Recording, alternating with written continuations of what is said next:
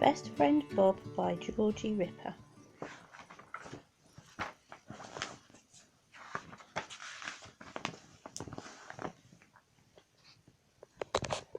Brian, the guinea pig, lived in a nice, comfy cage in Pete's pet palace with his best friend Bob. Brian had short, shiny fur, which he was very proud of.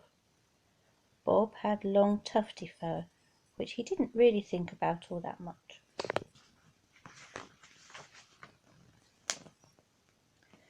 The two little guinea pigs spent their days doing what guinea pigs do best: eating, sleeping, and playing I Spy. Brian was terribly good at I Spy, and always won, with clever words like budgerigar and dog food. One day, Brian and Bob were busy playing when a little boy walked into the shop. "I spy with my little eye," said Bob, but before he could finish, the little boy reached into the cage and picked him up. "I want this one," the boy said. "I shall call him Fluffy." Brian watched as Bob was put into a cardboard box with holes in the lid. He just had time to wave goodbye, and Bob was gone.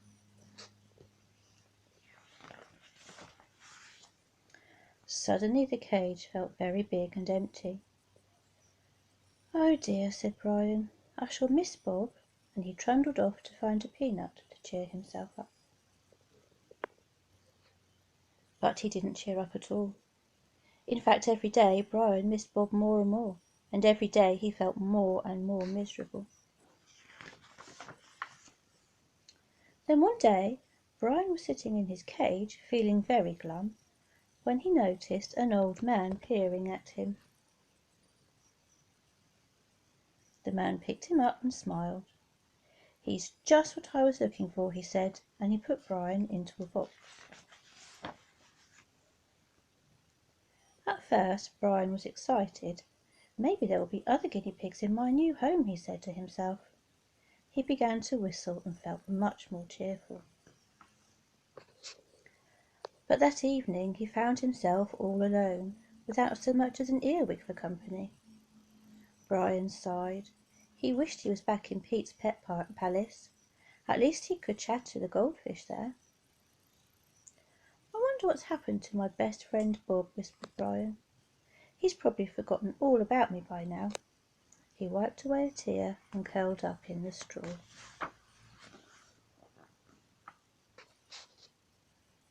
The next morning Brian hadn't even opened his eyes when he felt his box being lifted up. "What's going on now?" he grumbled. But he didn't really care. Things couldn't get much worse than they already were. He drifted back to sleep, dreaming of Pete's pet palace and winning a peanut throwing contest with Bob. A little while later Brian was woken by a buzz of excited voices outside his box. "Oh, bother," he said crossly. "Can't I at least have some peace and quiet?" Then suddenly the lid was lifted off and bright lights streamed into the box. Brian looked up to see a little boy smiling down at him. He sleepily wondered if he had seen the boy somewhere before. The boy picked Brian up and gave him the biggest hug he had ever had. "Oh, thank you, Grandad," he said happily. "He's just what I wanted. I shall call him Snuffles."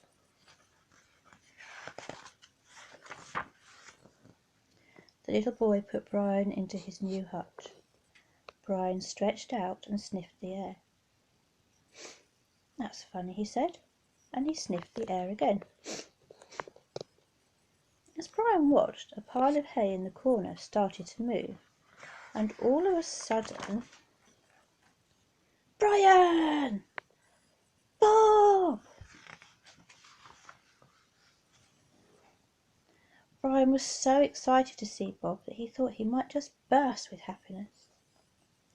That evening, sitting together in their hutch, playing I Spy, the two little guinea pigs had almost forgotten they'd ever been apart.